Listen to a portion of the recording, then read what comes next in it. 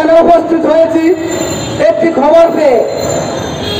আমরা একটি খবর পেলাম, যারা দুর্নীতিবাজ, লুটপাট এবং সংগঠন বিরোধী কাজকর্ম করে এবং বিভিন্ন অপকর্মের জন্য যাদেরকে এই সংগঠন থেকে বহিষ্কার করা হয়েছে, আজকে তারা এই প্রেস ক্লাবে মানববন্ধন করতে চায়। এরকম একটি খবর পেয়ে প্রেস ক্লাবে উপস্থিত হওয়ার একটাই কারণ, আমরা বলতে চাই সারা বাংলাদেশে বাংলাদেশ জাতীয়তাবাদী রিক্সা ভ্যান অটো চালক দলের এবং এই রিক্সা সংগঠনের আলমগীর হোসেন মন্টু ভাই এবং জসিম ভাই, শহীদুল ভাই এবং জাহিদ ভাই এবং মুয়াজ্জেম ভাই, এই যে যাদের ক্রস চিহ্ন দেখতেছেন, তারা বর্তমানে এই রিক্সা সংগঠনের কেউ না।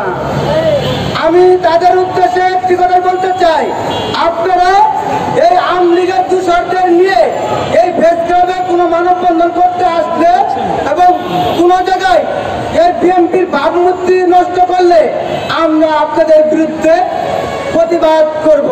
এই জন্য এখানে এসেছি। আপনাদেরকে হুঁশিয়ার করে বলে দিতে চাই, এখনো সময় আছে।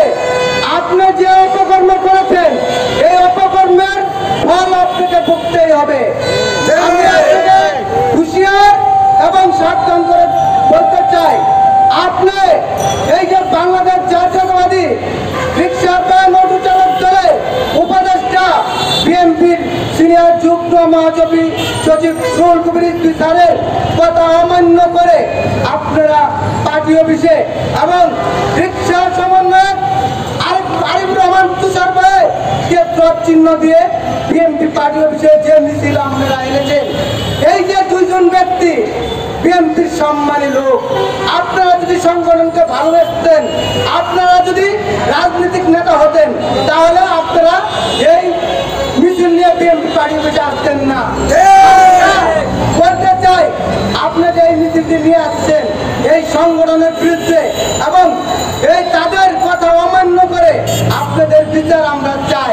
কেন্দ্রীয় কমিটির সকল নেতৃবৃন্দ আমরা বসে রই নাই। আপনাকে হুঁশিয়ার করে বলে দিতে চাই, আপনার কিছু দক্ষিণের জসিম এবং শহীদুল এবং জাহিদ ভাই উত্তরের এবং কিছু আওয়ামী লীগের 2-4-5 জন লোক নিয়ে পাইতারা করে কোনো লাভ হবে না। যতই পাইতারা করবেন ততই বিপদে পড়বেন। এতদিন মানবিক কারণে আপনাদের কিছু ছাড় দিয়েছি, আপনাদের ভালো হওয়ার সুযোগ দিয়েছি, কিন্তু কুত্তালের বাঁকা, কুত্তালের বাঁকাই থাকে, কুত্তালের কোনোদিন সুদা হয় না। আপনি বলেন আমি নাকি সমস্ত কুমিটি সংগ্রহ করে নিয়ে এসেছি, আপনি দিচ্ছেন। আমি আপনাকে স্পষ্ট ভাষায় বলতে চাই, আপনি তখন সভাপতি দায়িত্ব পালন করতে আপনি কিরম রাজনৈতিক মেধা, আপনি না বুঝে না শুনে আপনি মিথ্যা অপবাদ দিলেন। কেন্দ্রীয় কমিটির সকল নেতৃবৃন্দই জানে যে তারা কিভাবে কি কাজ করেছে।